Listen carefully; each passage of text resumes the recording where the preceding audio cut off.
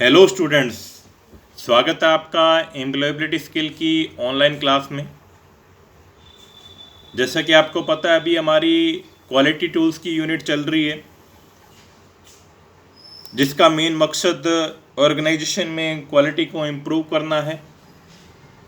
इसमें अभी तक हम क्वालिटी कॉन्शियसनेस के बारे में चर्चा कर चुके हैं। क्वालिटी सर्कल के बारे में चर्चा चल रही है अपनी अभी। क्वालिटी सर्कल में भी हम डेफिनेशन इसकी जान चुके हैं, छोटे समूह की गतिविधियों के लाभ भी जान चुके हैं, गुणवत्ता सर्कल का उद्देश्य भी जान चुके हैं। आज हम बात करेंगे कि इस क्वालिटी सर्कल का एक ऑर्गेनाइजेशन में क्या रोल है, इसके क्या फंक्शंस हैं। तो एक क्वालिटी सर्कल की एक संगठन में, एक ऑर्गेनाइजेशन में महत्वपूर्ण भूमिका होती है या कहीं रोल होता है। हालांकि इसका क्रियान्वयन प्रबंधन द्वारा किया जाता है, लेकिन ये श्रमिकों द्वारा श्रमिकों के लिए क्रियान्वयन किया जाता है। इसका मेन मकसद होता है कि गुणवत्ता की क्वालिटी को इम्प्रूव करना, आपस में श्रमिकों के बीच में आपस में सामंजस्य को बिठाना, तालमेल बिठाना, उनमें आपस में एक दूसरे के लिए कम्युनिकेशन को स्ट्रॉन्ग करना, एक दूसरे को समझने के लिए मौका देना, एक दूसरे के विचारों को बढ़ावा देना, रखने की स्वतंत्रता देना, ताकि वो स्वतंत्र रहकर रुचि के साथ, समर्पण के साथ, डेडिकेट होकर ऑर्गेनाइजेशन के लिए काम करें। मेन फंक्शन क्या है इनका ऑर्गेनाइजेशन के पॉइंट ऑफ व्यू से? ऑर्गेनाइजेशन इन सर्कल से आइडियाज कलेक्ट करता है, विचारों को एकत्रित करता है। इससे ऑर्गेनाइजेशन का माहौल है वो खुशनुमा बनता है, खुशी का माहौल बनता है। जो एम्प्लॉयज हैं, श्रमिक हैं, उनके सामान्य गुणों के अतिरिक्त जो उसमें क्वालिटी है वो बाहर आती है। मेन मकसद ऑर्गेनाइजेशन का ये क्वालिटी सर्कल लेके कि वो ऑर्गेनाइजेशन के जो श्रमिक हैं उनकी क्वालिटी को निखारे, बाहर निकाले, उनकी गुणवत्ता पे जोर दे, उनकी क्वालिटी पे सुधार करे, उनकी समस्या को, प्रॉब्लम को सुलझाने के लिए उनके कौशल को विकसित करे, नई टेक्नोलॉजी है उसको सीखने का अवसर मिले, नई टेक्नोलॉजी अडॉप्ट करें। क्योंकि आज के समय में समय के साथ बदलाव बहुत ज़रूरी है। समय के साथ बदलाव होगा तो हम मार्केट में टिके रहेंगे, हमारी कंपनी ग्रो करेगी, क्वालिटी इंप्रूव होगी, अच्छी क्वालिटी देंगे, तभी हमारी मार्केट में पैठ बनी रहेगी, हम मार्केट में टिके रहेंगे। तो क्वालिटी इंप्रूवमेंट बहुत आवश्यक है। इसका एक ऑर्गेनाइजेशन में महत्वपूर्ण रोल है, इम्पोर्टेंट रोल है, जिसके बारे में हमें पता होना चाहिए। उम्मीद करता हूँ सबको ये समझ में आ गया होगा। नेक्स्ट बात करते हैं क्वालिटी सर्कल के ऑपरेशन की। गुणवत्ता चक्र का संचालन कैसे होता है? इसमें कुछ स्टेप हैं जिसमें इसका संचालन होता है, इसका ऑपरेशन होता है। जैसे सबसे पहले क्या होता है, समस्या को पहचानना, जो प्रॉब्लम है, क्या काम से संबंधित प्रॉब्लम क्या है उसको पहचानना, फिर उन प्रॉब्लम्स की सूची बनाएं, फिर उस प्रॉब्लम में से उसका चयन करें जिसको सबसे पहले सॉल्व करनी, उस प्रॉब्लम का विश्लेषण करना, एनालिसिस करना, उसके कारणों को पहचानना कि किस वजह से वो प्रॉब्लम खड़ी हुई है, किस वजह से वो प्रॉब्लम आई है, उसका पूरा विश्लेषण करना, वैकल्पिक साधनों का समाधान के लिए उपयोग करना, कोई वैकल्पिक साधन है जिसको पहचान कर हम इस प्रॉब्लम को दूर कर सकते हैं, निर्णय लेने की प्रक्रिया, जो संभव समाधान हो सकते हैं उनका परीक्षण करना, उनकी जांच करना, उन परीक्षण को कार्यान्वयन करना,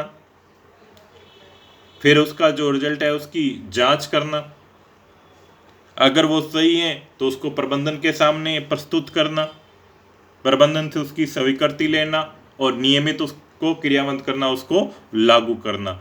ये एक क्वालिटी सर्कल का एक संचालन ऑपरेशन का तरीका है। इसके बाद सेम प्रोसेस वापस रिपीट होगा, शेष जो बाकी समस्याएं हैं प्रॉब्लम्स है उन पे समीक्षा करें, फिर उन पे भी ये इस तरह से सर्कल को लागू करें। तो ये कंटिन्यूस प्रोसेस है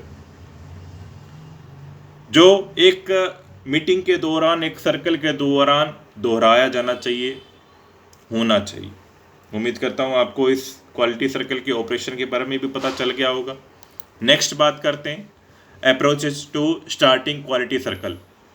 गुणवत्ता सर्कल को शुरू करने के लिए दृष्टिकोण क्या होना चाहिए, मेन मकसद क्या होना चाहिए इसके पीछे इस सर्कल को लागू करने का।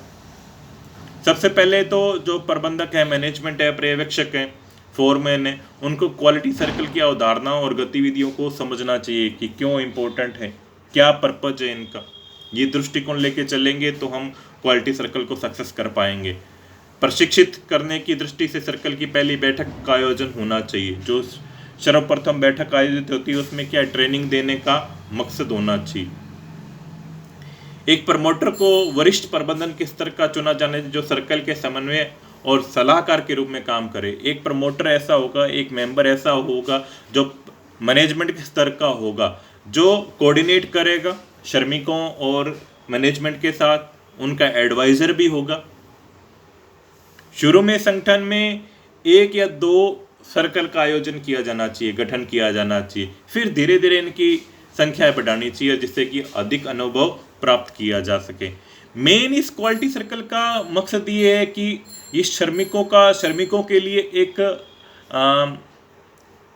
अनौपचारिक स्वेच्छापूर्ण एक ग्रुप होता है जिसमें सबको स्वतंत्रता होनी चाहिए, जो एक काम से रिलेटेड हो वो होने चाहिए। ये हम पहले भी पढ़ चुके हैं कि क्वालिटी सर्कल में जो मेंबर होते हैं जो स्वेच्छा से होते हैं और सेम काम से रिलेटेड मेंबर होते हैं। सभी का उद्देश्य मेल खाने वाला होना चाहिए, एक पर्टिकुलर उद्देश्य के लिए काम करने चाहिए, या प्रॉब्लम है तो वो उनसे रिलेटेड प्रॉब्लम होनी चाहिए ताकि उसके ऊपर सुझाव दिए जा सकें, उनकी समस्याओं पर चर्चा की जा सकते हैं, उन प्रॉब्लम को सोल्व किया जा सके।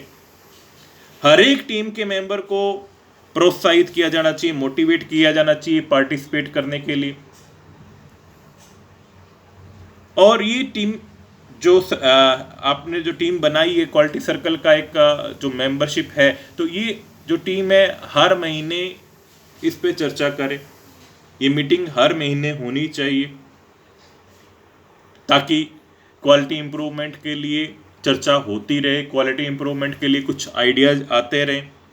मेन मकसद हमारा ऑर्गेनाइजेशन के लिए क्या है, क्वालिटी को इम्प्रूव करना। तो अगर वो कंटिन्यूस प्रोसेस में होगा तभी वो इम्प्रूवमेंट कंटिन्यू हो पाएगी।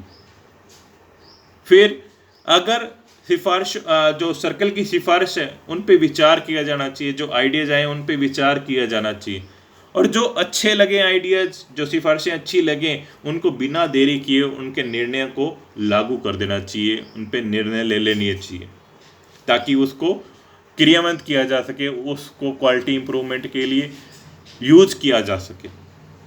कोई नई टेक्नोलॉजी है तो उसका भी उपयोग करना चाहिए। टाइम के साथ टेक्नोलॉजी चेंज हो रही है तो उस चेंज टेक्नोलॉजी के बारे में भी चर्चा करनी चाहिए। तो मेन मकसद यही है गुणवत्ता मंडली का कि एक सकारात्मक दृष्टिकोण होना चाहिए जिससे कि ऑर्गेनाइजेशन की क्वालिटी को इम्प्रूव किया जा सके। उम्मीद करता हूँ सबको आज के टॉपिक्स अच्छी तरह समझ में आए होंगे। फिर भी अगर कोई प्रॉब्लम है तो आप मुझे मैसेज कर सकते हैं, कमेंट कर सकते हैं। क्वालिटी एक सतत प्रोसेस है, इसमें जितना भी हम काम करेंगे, जितना इस पे हम वर्क करेंगे उतना ही इसमें सुधार होता जाएगा। तो अपनी स्टडी पे वर्क करते रहिए, अपनी क्वालिटी को सुधारिए, इम्प्रूव कीजिए क्वालिटी को। उम्मीद करता हूँ आप इस तरह से अच्छा परफॉर्म कर पाएंगे, अपनी क्वालिटी को इम्प्रूव कर पाएंगे रेगुलर स्टडी से। वीडियो पसंद आया तो लाइक करिए, शेयर करिए, सब्सक्राइब करिए। Thank you.